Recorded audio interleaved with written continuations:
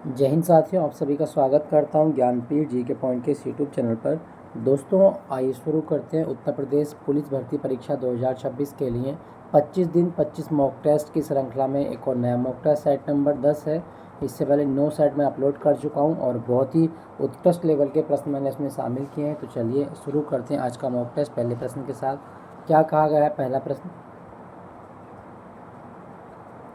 कहा गया, यूरोपीय देश क्रोएशिया की आधिकारिक मुद्रा क्या है जिसे हाल ही में अपनाया है? तो क्रोएशिया यूरोप महाद्वीप का एक देश है और इसकी मुद्रा क्या है? देखो, पहले ना क्रोएशिया की मुद्रा होती थी ज़ैग्रेब या कूना। पुरानी मुद्रा कूना होती थी और अभी इसने अपनी मुद्रा यूरो अपना ली है। तो ऑप्शन बी आपका सही जवाब है, यूरो। यहाँ पे लिखा है जलोटी। जलोटी जो मुद्रा है ना, वो पोलैंड की मुद्रा है, पोलैंड। और फोरिंट ये हंगरी की मुद्रा है, हंगरी। तो ये ज़रूर याद रखना कि क्रोएशिया की राजधानी तो जैग्रेब है, जैग्रेब, और इसकी मुद्रा है यूरो। और ये जो है यूरो जोन में शामिल हो गया। तो और ये यूरोप का 20वां देश बन गया जो अपनी मुद्रा यूरो चलाता है। ठीक है दोस्तों, याद रखिएगा। और आपसे पूछे फोरिंट तो हंगरी की मुद्रा और जलोटी पोलैंड की मुद्रा। अगला प्रश्न क्या कहा गया? दक्षिण अमेरिकी देश वेनेजुएला की राजधानी क्या है? दोस्तों, वेनेजुएला संकट आपने अभी न्यूज़ में देखा भी होगा। तो वेनेजुएला दक्षिण अमेरिका महाद्वीप का देश है और इसकी राजधानी है कराकास। ऑप्शन बी आपका सही जवाब है, कराकास। यहाँ पे लिखा है लीमा। लीमा पेरू देश की राजधानी है और बोगोटा ये कोलंबिया की राजधानी है, कोलंबिया।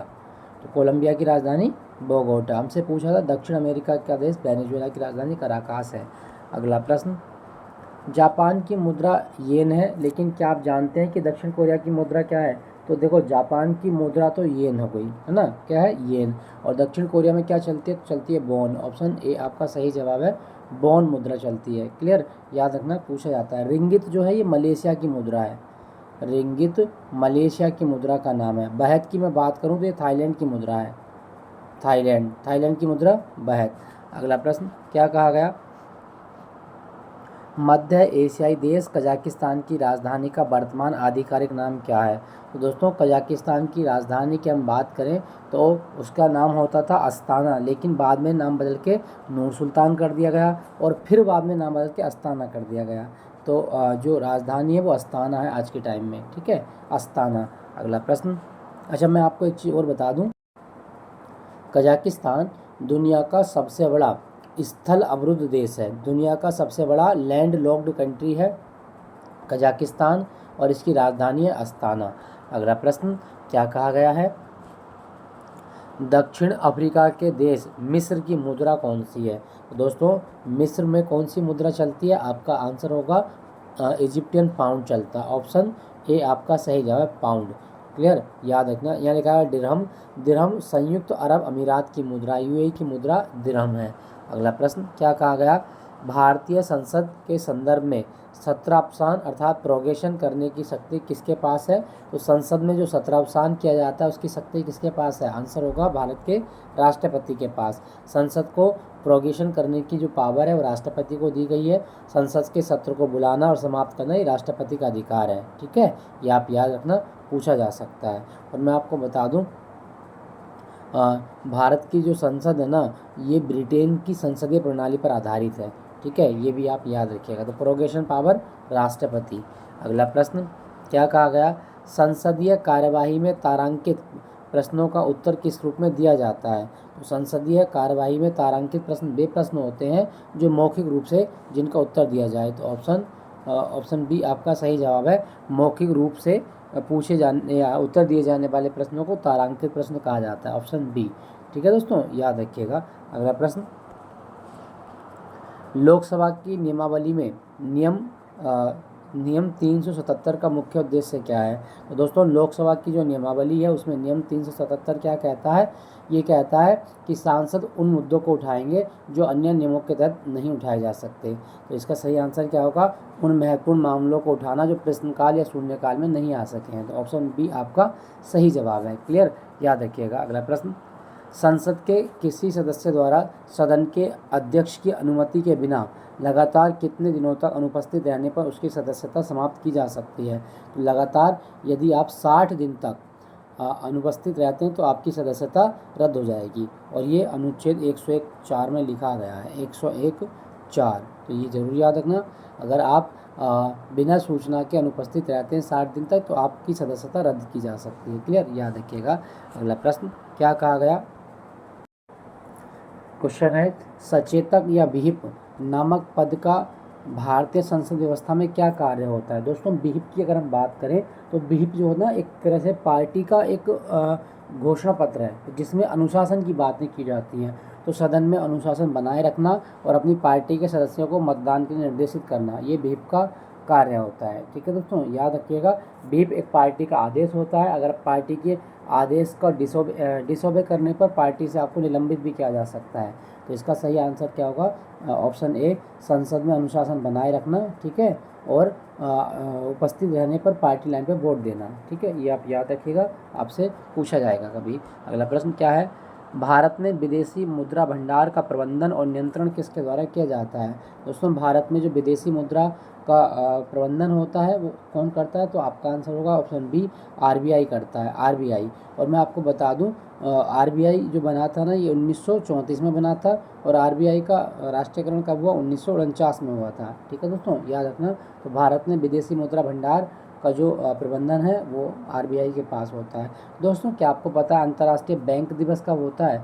अंतर्राष्ट्रीय बैंक दिवस, देखो ऐसे याद रखो, बैंक में कितने शब्दान हैं, 1 2 3 4, तो 4 दिसंबर को बैंक दिवस होता है। ठीक है, याद रखिएगा। अगला प्रश्न, विदेशी व्यापार के संदर्भ में SEZ का पूर्ण रूप क्या होता है। तो SEZ जो होता है इसको बोलते हैं special economic zone. Special economic zone एक ऐसा विशिष्ट भौगोलिक क्षेत्र होता है जहां आर्थिक और कानूनी व्यापार देश के बाकी हिस्सों से अधिक उदार होते हैं। ठीक है, ताकि निर्यात को हम बढ़ावा दे सके, टैक्सेशन कम होगा वहाँ पे। तो स्पेशल इकोनॉमिक जोन इसको कहा जाता है। ऑप्शन बी आपका सही जवाब है, स्पेशल इकोनॉमिक जोन। ठीक है, चलिए अगला प्रश्न क्या कहा गया, जब किसी देश का निर्यात उसके आयात से अधिक होता है तो उस स्थिति को क्या कहा जाता है। तो निर्यात अधिक है और आयात कम है तो इसको हम क्या बोलेंगे, इसको बोलेंगे व्यापार अधिशेष, ट्रेड सरप्लस बोला जाता है। ऑप्शन बी आपका सही जवाब है, व्यापार अधिशेष। क्लियर, याद रखिएगा। अगला प्रश्न, विश्व व्यापार संगठन का मुख्यालय कहाँ पर है। तो विश्व व्यापार संगठन 1 जनवरी 1995 को बना था और इसका मुख्यालय जेनेवा में है, स्विट्जरलैंड में। ठीक है, 1 जनवरी 1995 को WTO की स्थापना की गई थी और ये जेनेवा में है। अगला प्रश्न क्या कहा गया, अंतर्राष्ट्रीय व्यापार में डंपिंग शब्द का क्या अर्थ है। तो दोस्तों डंपिंग एक ऐसी प्रक्रिया होती है जिसमें किसी वस्तु को उसके घरेलू बाज़ार से बहुत कम कीमत पर विदेशी बाज़ार में बेचा जाता है। तो डंपिंग जो होता है ना, एक तरह से किसी वस्तु को उसके घरेलू बाज़ार से बहुत कम कीमत पर बेचना। तो ऑप्शन ए आपका सही जवाब है। ठीक है दोस्तों, याद रखना। और ये किसी देश की अर्थव्यवस्था को बर्बाद करने के लिए, उसकी मार्केट को ख़राब करने के लिए किया जाता है डंपिंग। चाइना बहुत करता है डंपिंग। ठीक है, ये आप याद रखिएगा। चलिए अगला प्रश्न, डेमोग्राफिक ट्रांजिशन थ्योरी के अनुसार जनसंख्या की तीव्र वृद्धि किस चरण की विशेषता है। दोस्तों जनसंख्या की तीव्र वृद्धि किस फेज में होती है, तो आपको बताना, तो आंसर होगा द्वितीय चरण में होती है, द्वितीय चरण। क्लियर, याद रखिएगा, द्वितीय चरण में जनसंख्या जो है वो एक्सप्लोजन के रूप में देखी जाती है। ऑप्शन बी आपका सही जवाब है। दोस्तों क्या आपको पता है कि विश्व जनसंख्या दिवस कब होता है, तो 11 जुलाई को होता है, 11 जुलाई। अगला प्रश्न, भारत की जनगणना 2011 के अनुसार देश का सर्वाधिक जनसंख्या घनत्व वाला राज्य कौन सा है। तो सर्वाधिक जनसंख्या घनत्व कहाँ का है, ऑप्शन सी बिहार का है, बिहार का। ठीक है, और मैं आपको बता दूं बिहार में 11,006 व्यक्ति प्रति वर्ग किलोमीटर में है और दूसरे नंबर पे अपना पश्चिम बंगाल है। ठीक है, ये आप याद रखिएगा, आपसे पूछा जा सकता है। अगला प्रश्न, नगरीकरण के संदर्भ में मेगा सिटी कहलाने के लिए किसी शहर की न्यूनतम जनसंख्या कितनी हुई है। कि तो अगर आपसे पूछा है मेगा सिटी क्या होते हैं, तो मेगा सिटी उनको कहा जाता है जिनकी जनसंख्या 1 करोड़ पहुंच चुकी है, अर्थात 10 मिलियन पहुंच चुकी है। ऑप्शन सी आपका सही जवाब है। संयुक्त राष्ट्र के मानकों के अनुसार 10 मिलियन से अधिक आबादी वाले क्षेत्रों को मेगा सिटी कहा जाता है। ऑप्शन सी आपका सही जवाब है। अगला प्रश्न, 2011 की जनगणना के अनुसार भारत के किस राज्य में न्यूनतम लिंग अनुपात है। तो 2011 की जनगणना में जो न्यूनतम लिंग अनुपात था वो था आपका हरियाणा का। ऑप्शन बी आपका सही जवाब है। और हरियाणा में 879 महिलाएं हैं प्रति 1000 पुरुषों पर। ठीक है, ये आप याद रखना, आपसे पूछा जा सकता है। अगला प्रश्न, क्वेश्चन संख्या 20 क्या कहा गया, किसी देश या क्षेत्र की जनसंख्या की आयु लिंग संरचना को दर्शाने वाले ग्राफिकल प्रतिनिधित्व को क्या कहा जाता है। तो दोस्तों किसी क्षेत्र की जनसंख्या में एज सेक्स स्ट्रक्चर को हम क्या बोलते हैं, उसको बोलते हैं पॉपुलेशन पिरामिड। ऑप्शन ए आपका सही जवाब, जनसंख्या पिरामिड इसको कहा जाता है, ऑप्शन ए। अगला प्रश्न क्या कहा गया, पृथ्वी के वायुमंडल की किस परत में ओजोन गैस की सांद्रता सबसे अधिक पाई जाती है। तो ओजोन गैस की सांद्रता सबसे अधिक कहाँ मिलेगी, सही जवाब क्या होगा आपका, समताप मंडल में मिलती है, ऑप्शन बी आपका सही जवाब है, समताप मंडल। क्लियर, याद रखिएगा। अगला प्रश्न, भूमध्य रेखा किस देश से नहीं गुजरती। तो दोस्तों भूमध्य रेखा की बात करें तो भूमध्य रेखा भारत से नहीं गुजरती है इन ऑप्शन के अनुसार। भारत से कौन सी रेखा गुजरती है, तो आप बताएंगे भारत से तो कर्क रेखा गुजरती है, ठीक है, ये आप याद रखिएगा। और कर्क रेखा भारत के 8 राज्यों से गुजरती है। अगला प्रश्न क्या कहा गया, क्योटो प्रोटोकॉल का मुख्य उद्देश्य क्या है। दोस्तों क्योटो प्रोटोकॉल की हम बात करते हैं तो ये ग्रीन हाउस गैसों के उत्सर्जन को कम करने से संबंधित है और ये 1997 में अपनाया गया था, ठीक है, ऑप्शन बी आपका सही जवाब है, ग्रीन हाउस गैसों के उत्सर्जन को कम करना, क्योटो प्रोटोकॉल। और ये जापान का शहर है क्योटो।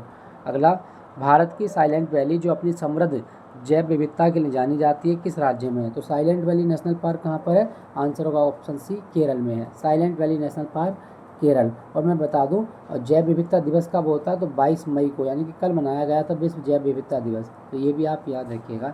अगला प्रश्न, ring of fire, ring of fire का संबंध किससे है।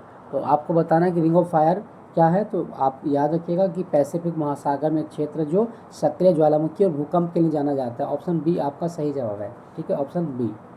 तो आप इसको याद रखिएगा कि प्रशांत महासागर में सक्रिय ज्वालामुखियों की श्रृंखला है जिसको रिंग ऑफ फायर कहा जाता है।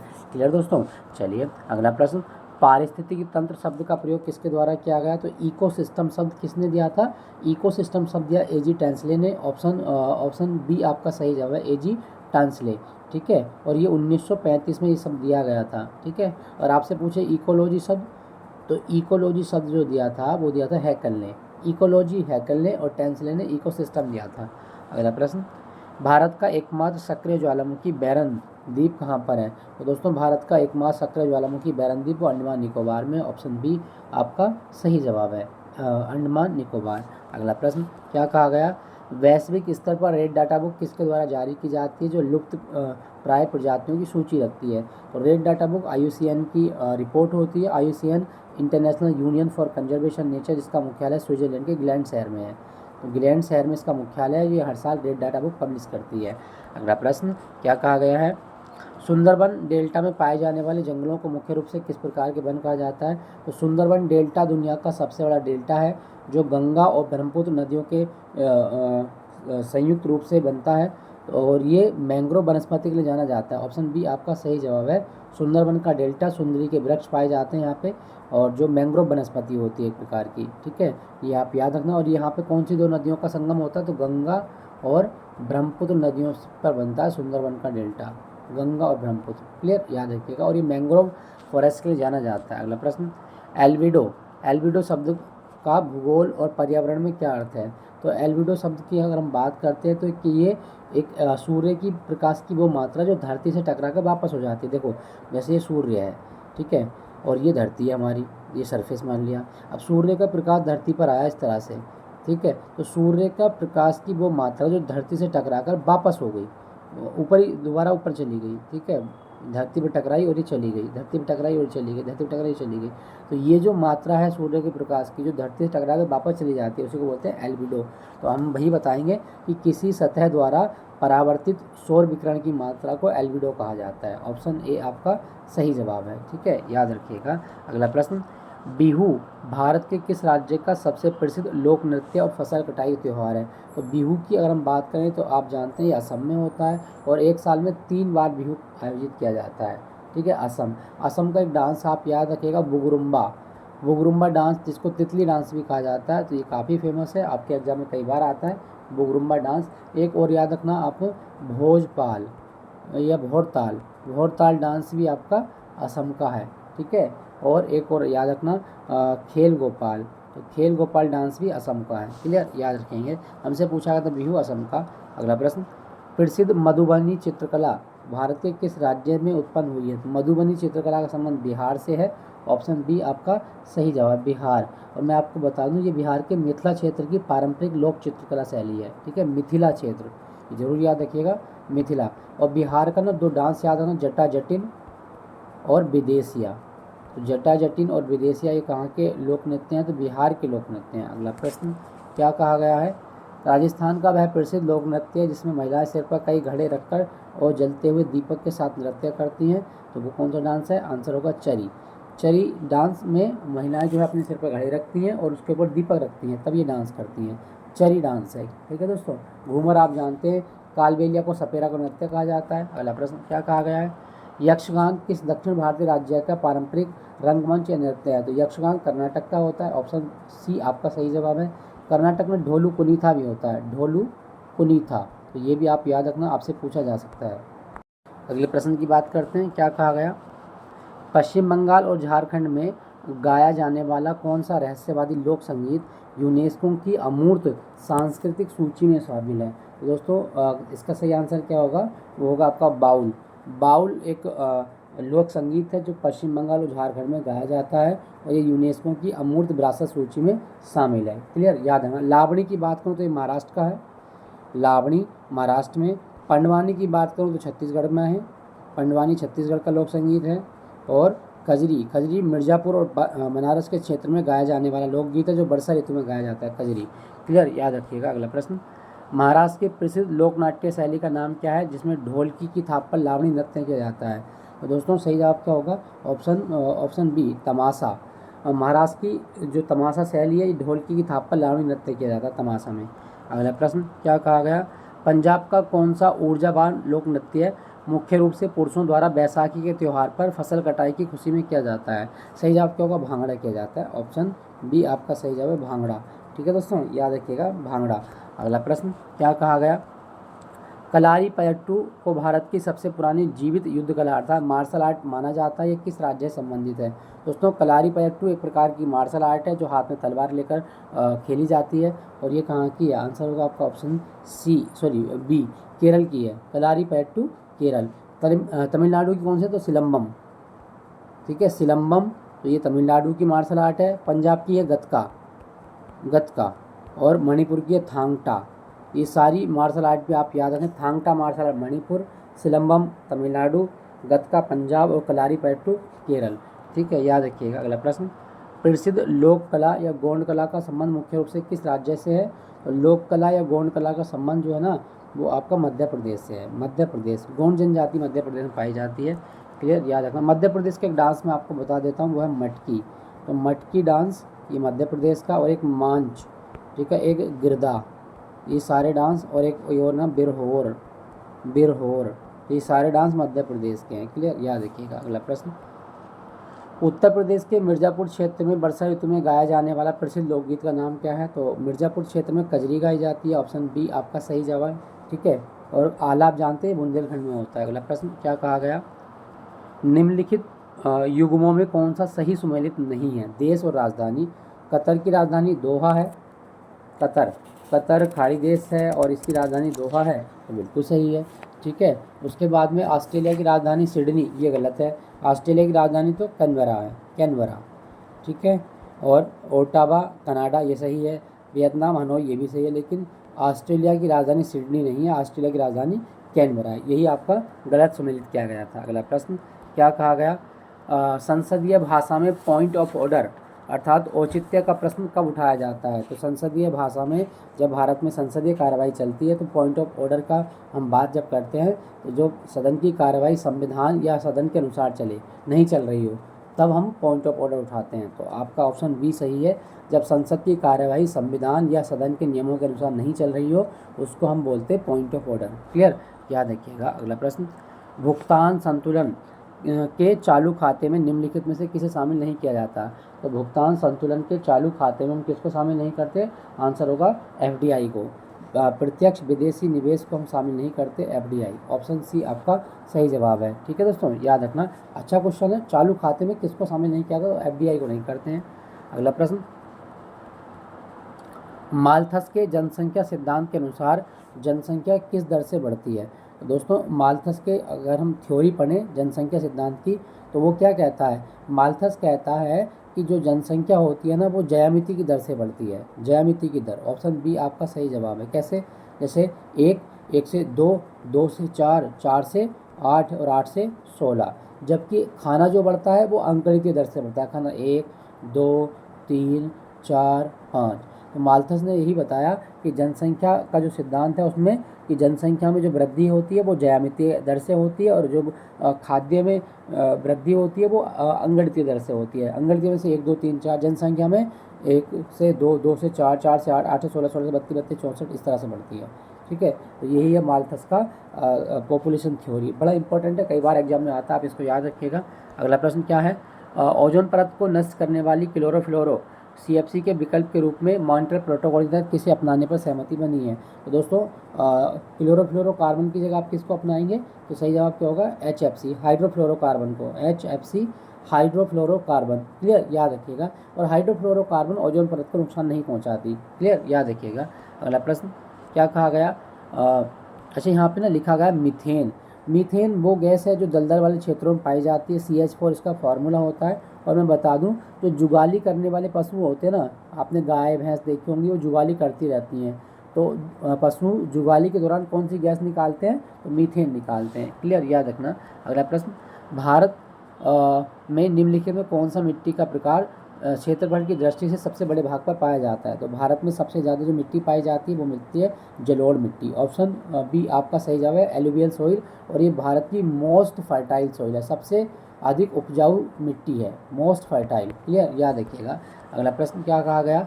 गुजरात का प्रसिद्ध लोक नृत्य गरबा मुख्य रूप से किस त्यौहार के दौरान किया जाता है? तो गरबा जो डांस है ना वो कब होता है? तो गरबा नवरात्रि के अवसर पर होता है ना, नवरात्रि के अवसर पर इसमें देवी दुर्गा की आराधना के लिए किया जाता है। ऑप्शन बी आपका सही जवाब है। और गुजरात का एक डांस हो रहा है, आप याद रखिएगा, टिप्पानी, टिप्पानी डांस। ठीक है, और एक सिद्धि धमाल, सिद्धि धमाल डांस, तो ये भी आपका गुजरात का ही डांस है। क्लियर, याद रखिएगा। अगला प्रश्न क्या कहा गया? भारतीय संसद में तदर्थ समितियां या एडहॉक कमेटी क्या होती हैं? तो एडहॉक कमेटी वो कमेटी होती हैं जो किसी विशेष उद्देश्य के लिए गठित की जाती हैं। तो किसी विशेष उद्देश्य के लिए गठित अस्थायी समिति जो कार्य पूरा होने पर समाप्त हो जाती है उसको एडहॉक समिति कहा जाता है। अच्छा क्वेश्चन है, नोट कीजिएगा। अगला प्रश्न क्या कहा गया? क्या कहा गया अगले प्रश्न में? थिम्पू और गुलट्रम निम्नलिखित में से किस पड़ोसी देश की राजधानी और मुद्रा है? तो थिम्पू राजधानी है भूटान की, और भूटान की मुद्रा को गुलट्रम कहा जाता है। भूटान का एक अन्य नाम क्या है? The land of thunder dragon, the land of thunder dragon. तो ये भी आप याद रखना, the land of thunder dragon आपसे पूछ सकता है, लैंड ऑफ थंडर ड्रैगन। अगला प्रश्न क्या कहा गया? शहरी फैलाव या नगरीय विस्तार का पर्यावरण पर क्या प्रभाव पड़ता है? दोस्तों, जब भी नगरीय विस्तार होता है तो सबसे इम्पोर्टेंट क्या क्या चीज़ें हो सकती हैं? जो कृषि योग्य भूमि हो जाती है ना, उसकी में कमी होती है। तो कृषि योग्य भूमि में घटना और प्राकृतिक आवासों का विनाश। जैसे जब मान लीजिए जनसंख्या बढ़ेगी तो नगरों का विस्तार होगा, नगरों का विस्तार होगा तो हम वन काटेंगे, वनों को काट के हम अपने रहने का आवास बनाएंगे। जब वन कटेंगे तो उससे कई सारी चीज़ें होंगी। एक तो जो कृषि की भूमि है उसकी जो क्षेत्र है उसमें कमी हो जाएगी। दूसरा, जो वन है हमारे, वन्य जीव हैं हमारे, है ना, नदी हैं हमारी, है ना, उन सब में भी विनाश की क्रिया देखी जाएगी। तो नगरीय विस्तार का एक मुख्य प्रभाव यही पड़ता है कि कृषि योग्य भूमि में कमी हो जाती है और प्राकृतिक आवासों का विनाश होने की संभावना होती है। क्लियर? तो दोस्तों, ये था 50 प्रश्नों का मॉक टेस्ट। आई होप ये सेशन आपको अच्छा लगा होगा। अच्छा लगे तो लाइक कीजिएगा, अपने दोस्तों के साथ में शेयर कीजिएगा, और फिर मुलाकात होगी आपसे नए मॉक टेस्ट में। Thank you for watching Gyanveer जी के पॉइंट।